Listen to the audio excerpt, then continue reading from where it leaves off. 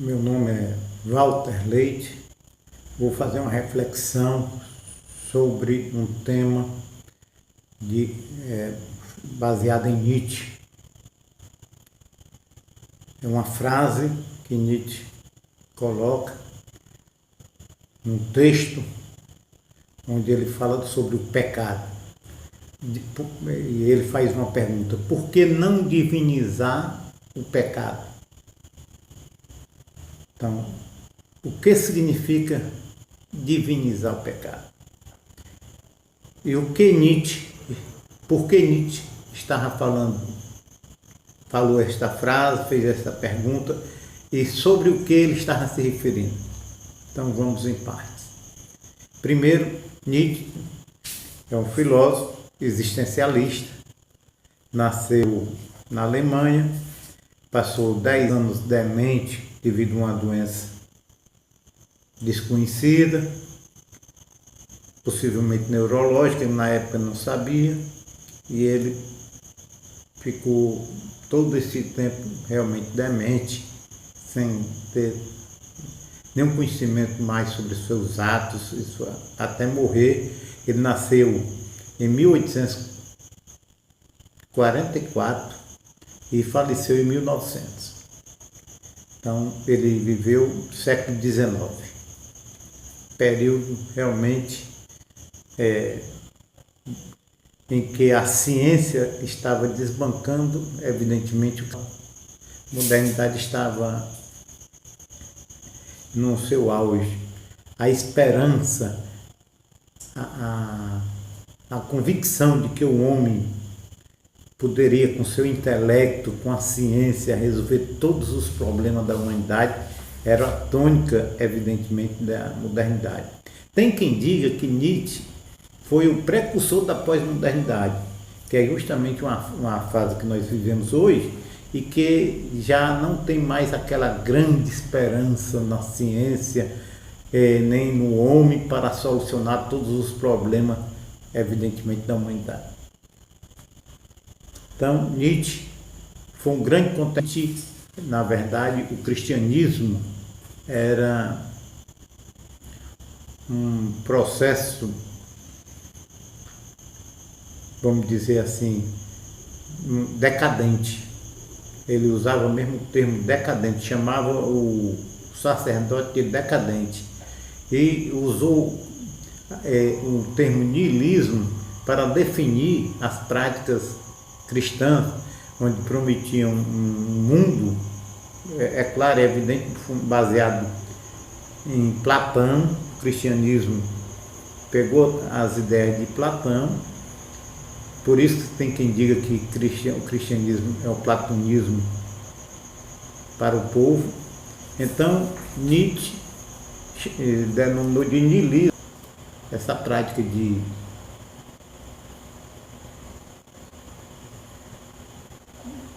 pegar, evidentemente, prometer um mundo fora do mundo da vida.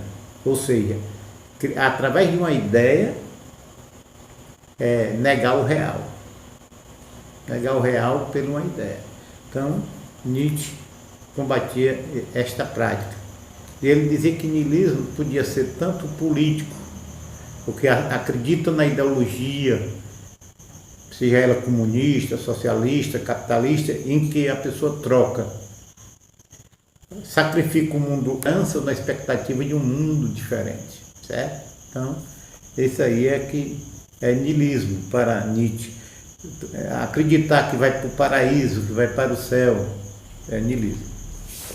Então, a base do contexto histórico, a gente tem de entender, do cristianismo, realmente, na Idade Média, onde o cristianismo foi muito forte, e realmente o cristianismo criou um pavor. É você lendo Santo Agostinho, Confissões de Santo Agostinho, lendo Pascal, a gente vê um medo muito grande deles, porque da condenação é um medo muito grave, certo? Então, A ideia para eles era de que o homem podia ir para o inferno, ser condenado. Tem até uma situação que é denominada aposta de Pascal, interessante. Ele diz o seguinte, dizendo para a irmã dele: minha irmã, acredite em Deus, porque se você morrer e Deus existir, você está salvo. E se você morrer e Deus não existir, você não vai estar presente para saber que você errou. Então, de qualquer forma, você sai ganhando. Essa é a célebre história de Pascal, a aposta de Pascal. Então, a ideia do cristianismo era fundamentada no pecado e na condenação. Santo Agostinho renegou o filho, renegou a esposa, porque ele acreditava que estava em pecado. E ele no seu discurso, ele se autodenominava de um pecador. E ele chegou ao cúmulo no seu livro Confissões, que é muito bem escrito, muito bem redigido, muito bonito. Ele diz o seguinte, que viu uma criança de poucos dias, poucas horas de nascido, olhando o outro neném mamando. Então, era isso a ideia, impregnava todo mundo, a ideia do pecado. Então, Nietzsche diz, por que combater o pecado?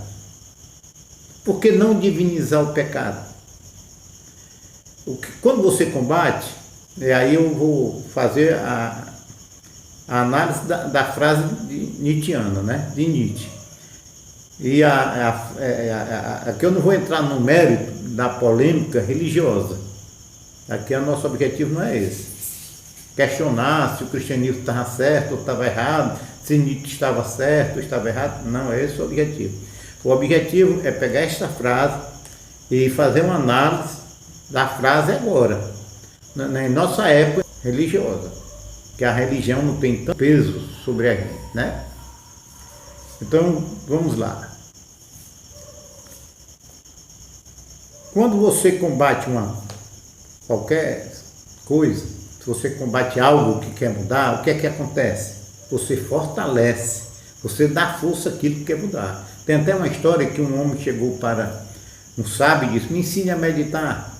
Ao sábio disse: ninguém ensina ninguém a meditar, mas eu quero aprender, me ensina. Ele disse: vá para casa, pense em qualquer palavra, só não pense na palavra macaco. A homem é muito fácil.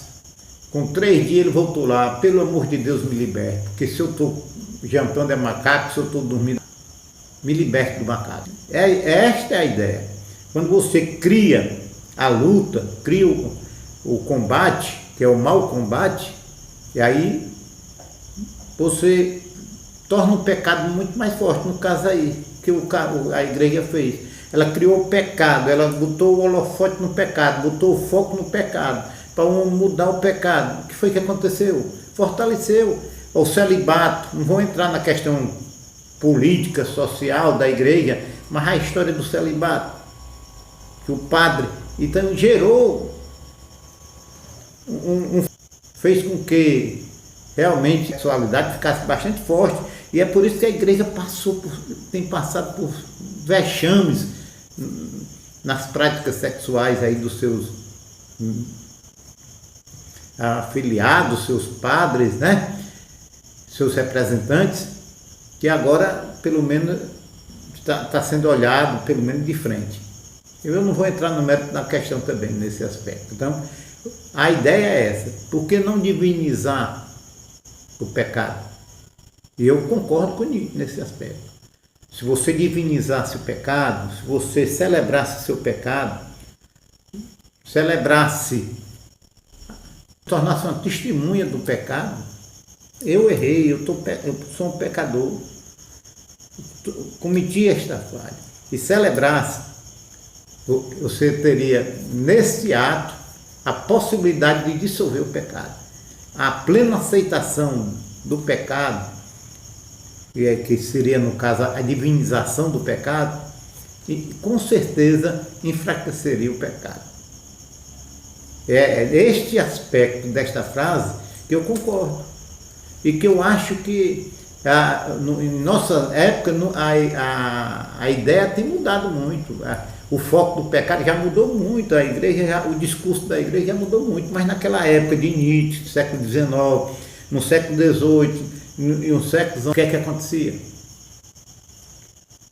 O foco mesmo era o combate ao pecado, é o pecador, era a forma de controlar o homem, era a forma de ele gerar nele o pecado e o medo da condenação, que um Deus vingador, um Deus muito perverso, um Deus vingativo, e que ia julgar o homem e condenar ao inferno, queimar eternamente na labareda do inferno. É uma morte horrível. E se ele não pecasse, ia para o céu. Magnífico. Uma vida eterna, fora do tempo, feliz. Agora, a minha pergunta, eu não quero calar. Um homem ou uma mulher vai para o céu, seus filhos todos no inferno. Como é que essa pessoa pode estar feliz? Está vendo seus filhos condenados? De qualquer forma, o inferno se tornava evidentemente uma ameaça muito poderosa. E é essa que a gente vê em Santo Agostinho, vê em Pascal, a gente observava naquelas pessoas daquela época. A mãe de Santo Agostinho, Santa Mônica, a ideia de salvar o filho, para ele não ser condenado, para não ir realmente para o inferno. Eu deixo essa mensagem, se o amigo gostou, compartilhe. Se não se inscreveu no canal, que se inscreva. Também não se esqueça de acionar o sino.